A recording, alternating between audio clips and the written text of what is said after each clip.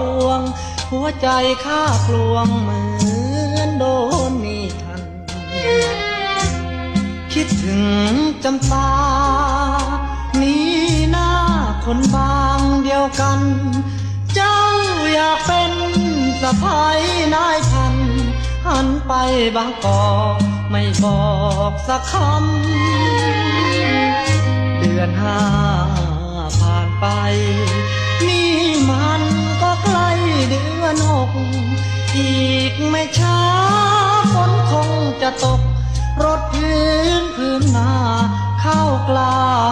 ชุ่มช่ำเดือนหกปีนี้ไม่มี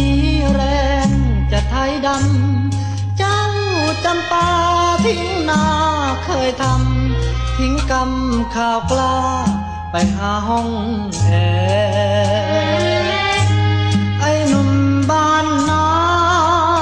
หน้าตามันดำเหมือนทานผิวคล้ำดำกลานเพราะงานมันหนักจะแย่รูปข้าไม่สวยไม่เหมือนคนรวยห่มแพรคนบ้านนอกกินจอกกินแหนมีแต่ทางแพ้